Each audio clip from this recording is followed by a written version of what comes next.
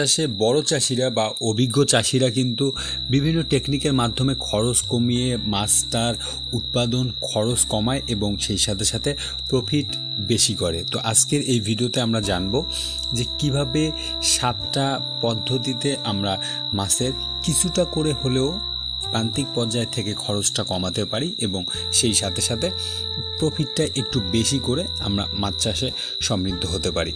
আসসালামু আলাইকুম দর্শক, বেকার টু অন্টারপ্রেনিয়র চ্যানেলে আপনাদের স্বাগতম। চাষির অভিজ্ঞতা জানতে এবং মাছ চাষের তথ্যমূলক ভিডিও পেতে চ্যানেলটি সাবস্ক্রাইব করে আমাদের সঙ্গেই থাকুন।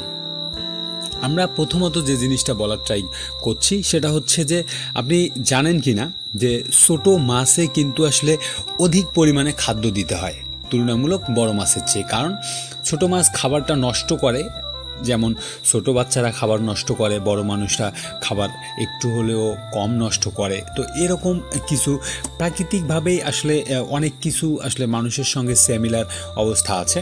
তো সেক্ষেত্রে আপনি লক্ষ্য করলে জানবেন যে আমরা ছোট মাছকে সাধারণত 5% মতো খাদ্য দিতে বলি, যেখানে বড় মাছকে 2 থেকে 3% খাদ্য দিতে হয়।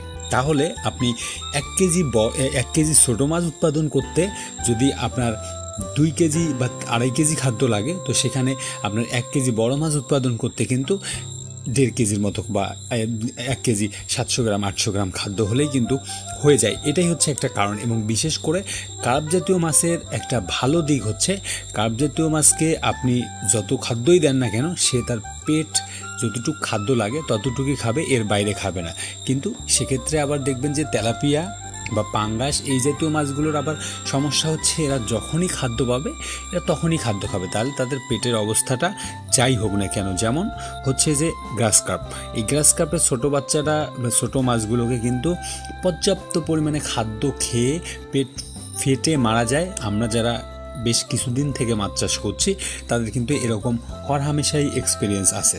তো এই কারণেই আমরা যখন মাছ চাষ করব তখন মাছটাকে যদি ভালোভাবে সিলেকশন করতে পারি তাহলে কিন্তু আপনার এইখান থেকে একটা খাদ্য কিন্তু খরচ কমানো। যেহেতু বড় চাষিরা বা অভিজ্ঞ চাষিরা এভাবে মাছ অনেকভাবেই চাষ করে, কিন্তু এভাবেও তারা একটা খরচ কিন্তু কমাতে পারে।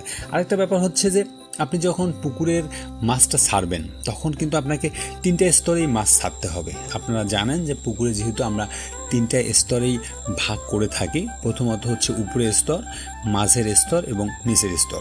তো এখানে যেটা সমস্যা সেটা হচ্ছে, আমি কেন এই কথাটা বলছি, এর প্রধান কারণ হচ্ছে যে আপনি যদি এটা যে কোনো একটা স্তরের মাছকে মিস করেন তাহলে গিয়ে যে প্রবলেমটা হবে সেটা হচ্ছে যে ওই স্তরে কিন্তু প্রাকৃতিক খাদ্য বলেন বা আপনি হাতে বানানো খাদ্য হচ্ছে অথবা বাইরে থেকে যে খাদ্যগুলোই আপনি দেন না কেন, একটা সময় পর্যন্ত কিন্তু ওই স্তরে খাদ্যটা কিন্তু পড়ে থাকবে বা ওই স্তরে থাকবে। বিশেষ করে আপনি যদি নিচের স্তরের মাছ না দেন, আপনার প্রজেক্টে যদি সব মাছ থাকে কিন্তু নিচের স্তরের মাছ না থাকে, তাহলে খাদ্য আপনি যখন পুকুরে দিবেন তখন কিন্তু নিচের স্তরে যে খাদ্যটা পড়ে থাকবে সেটা কিন্তু পচে পুকুরের পরিবেশ যেমন খারাপ করবে, সেই সাথে সাথে কিন্তু এই নিচের স্তরে একটা বেশ ভালো পরিমাণের খাদ্য কিন্তু নষ্ট হয়ে যাবে, যেটার কস্টিং আপনার মাছ উৎপাদন কস্টিংয়ের সঙ্গে যোগ হবে। তো এই কারণেই উৎপাদন খরচ কমানোর যে 7 পদ্ধতিগুলোর কথা আমি বলছি তার মধ্যে এটা একটা।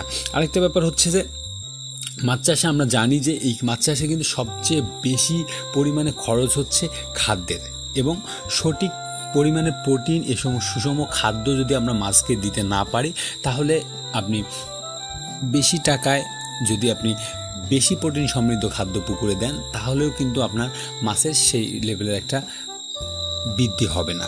আবার আপনি যদি খুব কম টাকায় আপনি যদি খাদ্য দিয়েই যান, প্রোটিন মাত্রা কম রেখে, তাহলেও কিন্তু আপনার মাছটা বৃদ্ধি হবে না। এই জন্য আমরা বলছি যে কার্প জাতীয় মাছকে 24 থেকে 26% সুষম প্রোটিন সমৃদ্ধ খাদ্য দিতে হবে।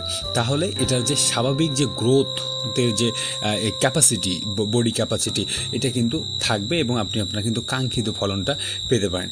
এই হচ্ছে প্রধানত ব্যাপার। আরেকটা ব্যাপার হচ্ছে যে আমরা মাছ চাষের পাশাপাশি বাইরে হাতে বানানো খাদ্য অথবা হচ্ছে যে এই যে আপনার এই বাজার থেকে কিনে আনা পিলেট ফিড, এগুলোর বাদেও কিন্তু বাইরে থেকে কিছু সোর্স, যেমন হচ্ছে আমরা এই যে খুদে পানা, অ্যাজোলা এগুলো কিন্তু বেশ ভালো মানের প্রোটিন এবং সেই সাথে সাথে এটা কিন্তু কস্টিংও তুলনামূলক কম বা লেবার কস্টিং কম, বা আমরা যারা মাঝারি লেভেলের এই মৎস্য চাষে আছি তারা কিন্তু চাইলেই মোটামুটি একটু এগুলো কালেক্ট করে বলে টলে কালেক্ট করে কিন্তু এগুলো প্রজেক্টে দিতে পারি। তাহলে এটা কিন্তু প্রোটিন মানও অনেক বেশি এবং সেই সাথে সাথে এগুলো কিন্তু মাছের এনজাইম হিসেবেও অনেক কাজ করে। কারণ আপনি একটা জিনিস লক্ষ্য করলে বুঝবেন, সেটা হচ্ছে যে আপনি যে কোনো ধরনের খাদ্য প্রতিদিন খাওয়ার পরে আপনার যেমন রুচি নষ্ট হবে বা হচ্ছে আপনার বডিতে যেমন এক ধরনের ইফেক্ট পড়বে, সেই রকম মাছেরও আপনি ডেইলি বেসিসে বাজারের ফিটের কথাই বলেন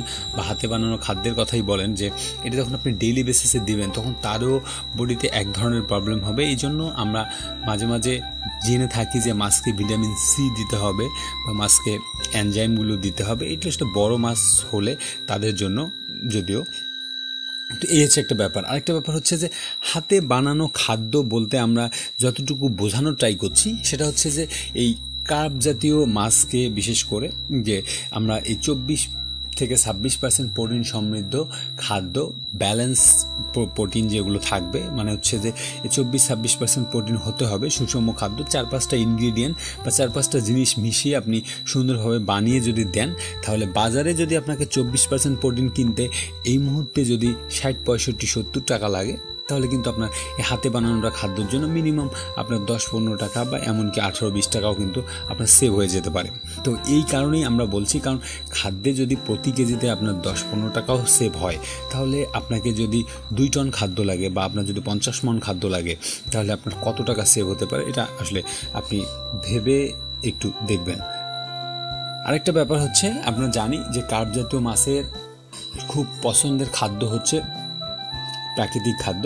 আমরা এই জুপ্লান্টন, ফাইটোপ্লান্টনের কথা অনেক আগ থেকেই বলে আসতেছি যে এই পুকুরে পানি সবুজ রেখে পুকুরে জুপ্লান্টনের ডোজ করে আমরা যদি পুকুরে প্রাণীজ উদ্ভিদ এবং আরেকটা ব্যাপার হচ্ছে মাছের কিন্তু এই যে উদ্ভিজ প্রোটিন এবং প্রাণীজ প্রোটিনের যে ব্যাপারটা আছে, সেই অনুযায়ী আমরা যদি পুকুরে এই প্রাকৃতিক খাদ্যের যদি এই যে প্রাণীজ উদ্ভিদটাকে তৈরি করতে পারি, মানে হচ্ছে যে সুজি পোকা বা হচ্ছে যে আপনার জুপ্লান্টনের যে আরও যে ব্যাপারগুলো আছে, যে ব্যান্থসগুলো আছে বা হচ্ছে যে কেঁচো টেসো যেগুলো তৈরি হবে পুকুরের নিচে, সব কিছু মিলে হচ্ছে যে আমরা যদি এগুলো তৈরি করতে পারি, তাহলে এগুলো কিন্তু প্রোটিন মান কিন্তু অনেক বেশি।